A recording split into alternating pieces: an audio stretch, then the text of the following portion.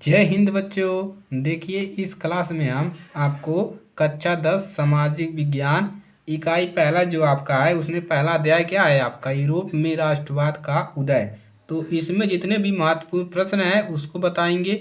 आपको पेपर में कौन कौन सा प्रश्न पढ़ के जाना है ताकि आपका पेपर जो है अच्छा हो और अच्छा नंबर मिले, तो इन सभी को बारे में बताएंगे। तो आप लोग हमारे साथ बने रहिएगा और जो नए चैनल पर नए हैं उस चैनल को सब्सक्राइब कर लीजिए। चलिए प्रश्नों को स्टार्ट करते हैं। तो देखिए इसमें दो तरह का प्रश्न पूछेगा, तीन प्रकार का। पहला तो बहुविकल्पी पूछेगा और दूसरा शॉर्ट पूछेगा और तीसरा लॉन्ग आंसर में क्वेश्चन पूछेगा।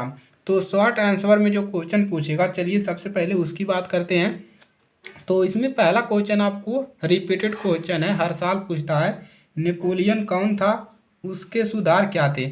आपको इसमें देखिए जोड़ दिया है, ये आपको लॉन्ग में भी पूछ सकता है कि नेपोलियन कौन था, उसके सुधार क्या क्या थे। तो इसके बारे में आप लोग जरूर पढ़कर जाइएगा, नेपोलियन कौन था। चलिए अगला क्वेश्चन देखते हैं। यूरोप में राष्ट्रवाद, देखिए यहाँ से आपके क्वेश्चन कन्फर्म है, आपका क्वेश्चन यहाँ से बनेगा। तो यूरोप का राष्ट्रवाद कब हुआ, कैसे हुआ, इन सभी को संक्षेप में पढ़ के जाइएगा। चलिए अगला क्वेश्चन देखिए। बिस्मार्क, बिस्मार्क कौन था, इसका नाम ऑटो वान बिस्मार्क भी इसको नाम से जानते हैं। तो इससे भी पूछ सकता है कि ऑटो वान बिस्मार्क कौन था। तो बिस्मार्क कौन था, कहाँ का था वो, कहाँ आया था, इस सभी के बारे में आप लोग जानिएगा।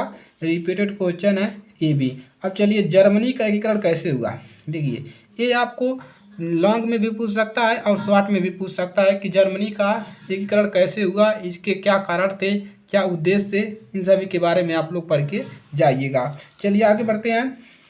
देखिए विनया संधि क्या थी, विनया संधि। तो विनया संधि के बारे में पूछता है। तो देखिए विनया संधि क्या थी, तो इसके बारे में आप लोग पढ़ के जाइएगा, ये बहुत ही ज़्यादा महत्वपूर्ण प्रश्न है। चलिए इटली का एकीकरण पर प्रकाश डालिए। देखिए ये आपको 4 नंबर में पूछ सकता है, 1 नंबर में भी पूछ सकता है और लॉन्ग में भी पूछ सकता है। तो इटली के बारे में आप लोग ज़्यादा से ज़्यादा जानकारी रखिएगा कि इटली का एकीकरण कब हुआ, कैसे हुआ, इस पर प्रश्न आपके बनते हैं। चलिए ये आपको इतने क्वेश्चन आपको अध्याय पहले में तैयार करना है शॉर्ट टाइप में। अब चलिए बात करते हैं बड़े बड़े क्वेश्चन में कि बड़े टाइप में क्वेश्चन आप कौन सा तैयार करेंगे। तो इसमें हमने पहला क्वेश्चन लिया है, नेपोलियन द्वारा किए गए सुधारों का वर्णन कीजिए। देखिए ये क्वेश्चन रिपीटेड है और ये क्वेश्चन हर साल पूछता है। तो नेपोलियन द्वारा किए गए सुधारों का वर्णन कीजिए। तो इस नेपोलियन के बारे में लिखिएगा पहले, तो उसने क्या क्या सुधार किए, क्या क्या नियम लाए, उसके बारे में लिखिएगा। तो इन सभी के आ जाएगा आपका नेपोलियन ने क्या क्या सुधार किए। आगे बढ़ते हैं। देखिए ज्यूसेप मित्सिनी के विचारों पर प्रकाश डालिए। ज्यूसेप मित्सिनी, इसके बारे में बच्चे जानते ही नहीं है और ये आपका वेरी वेरी मोस्ट इम्पॉर्टेंट है। ज्यूसेप मित्सिनी के विचारों पर प्रकाश डालिए।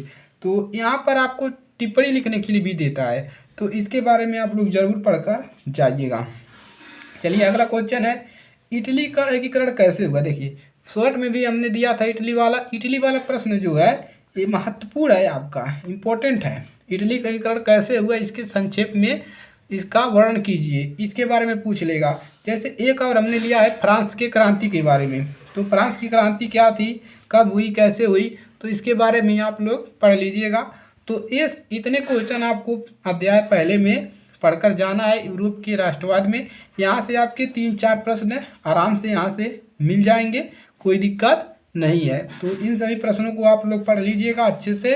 तो ये सभी प्रश्न आपके मिल जाएंगे विद्या में, तो वहाँ से आप लोग इन प्रश्नों को अच्छे से पढ़ लीजिएगा। तो आज के लिए सिर्फ इतना ही, और इस क्लास को आप लोग ज़्यादा से ज़्यादा शेयर करिए ताकि हर बच्चे की मदद हो सके। और आपका पेपर जो है बहुत ही नज़दीक है, तो आप लोग अपने तैयारियों में जुट जाइए। चलिए इसी के साथ मिलेंगे अगली क्लास में, तब तक के लिए जय हिंद जय भारत।